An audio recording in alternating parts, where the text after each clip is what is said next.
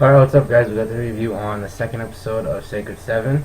And basically at the beginning of the episode you hear the the mistress, or otherwise known as Ruri, talking about a girl named, or someone named Aoi. And basically she's in a bed with I don't know what you call silk or whatever coming down on the bed, basically covering it so you can't see what's inside it. You don't necessarily get to see a good view of it.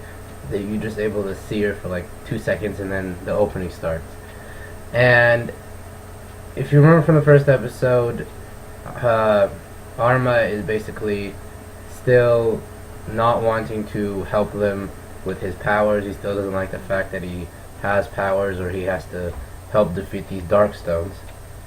And he's called to their office, to the main office of their school, because if you remember, Ruri and the butler bought the entire high school that he goes to, so they control it.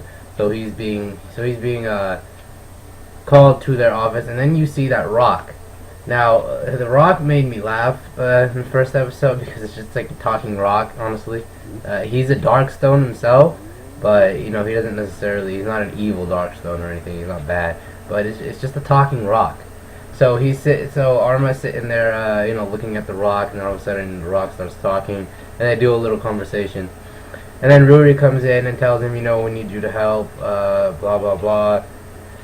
And he decides, and he says, I have to think about it.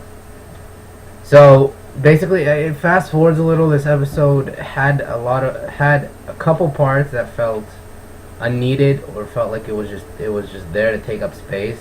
But most of the episode was actually pretty informative and pretty good. Arma then goes to the river with his club that I guess he joined with that other girl that wanted him to join the club, and basically he's looking for rocks, and then you see a flashback of him. I guess he had his own pendant when he was back, I guess in a freshman or whatever in high school or middle school.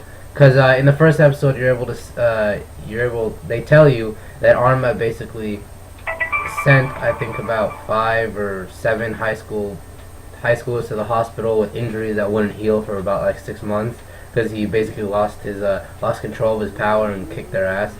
So you're able to see that he had his own pendant, and I guess that pendant was from his mom, because in this episode they tell you that Arma might have gotten his Sacred 7 powers from his mother, because his mother might have came in contact with them.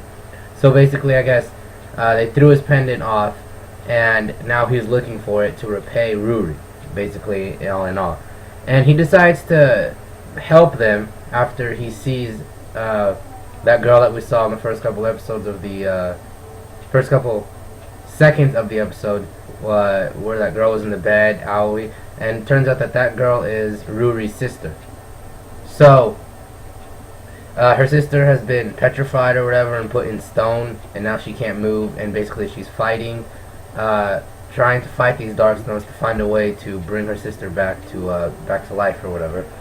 And he decides to help them, and he gets taken up into the sky because the Darkstone is in the middle of the sky using military weapons and such. And he freaks out because he has to parachute down. He's all like, oh hell no, I'm not doing that, fuck that.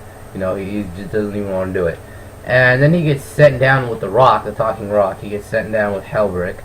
And then the mistress, Ruri, just literally jumps off without a parachute. And the butler's like, you forgot your parachute. So he's all like, I don't need it. It's like, the fuck you don't? How the hell are you gonna land? And she gets to Arma, and she unleashes his power. And what's funny is when she's unleashing his power, they're literally dropping down, and they're just sitting there like nothing's happening. Alright, I'm gonna unleash your power. Boom. Nothing. It's like they're not falling from the sky. They're just like sitting at home. It felt like they weren't even affected by the fact that they were dropping from like 20,000 feet in the air. And then after she basically turns him into a Power Ranger, because really he just looks like a Power Ranger. After he turns into a Power Ranger, he grabs her, and he starts flying around and defeats the Darkstone. Obviously, he doesn't just lose. And that's honestly about how the episode ends. Near the end of the episode, you're able to see Ruri have a flashback, and she says, Arma will always protect me. And you will see him as a little kid, like basically defending her, because I guess some debris was falling down, and he uses his Darkstone powers, or that his pendant, or his Sacred 7 powers, whatever you guys want to call it, he uses those powers to help her when they were little kids. So I guess he knew her, and she knew him when they were little kids. I guess she still knows him now, but I guess Arma forgot, or I don't know what happened to him, but he forgot about her. So I guess that's the reason why she's so attached to him, is because she knew him when she was a kid and he saved her life. That's really about it, guys. I guess I will continue watching this. It reminds me a lot of Power Rangers, honestly. So we'll see. I mean, it's just Power Rangers, so I really got nothing to say to this. I mean, it was a good episode, but it's really about it. So thanks for watching, guys. Make sure to subscribe, and I'll see you guys later.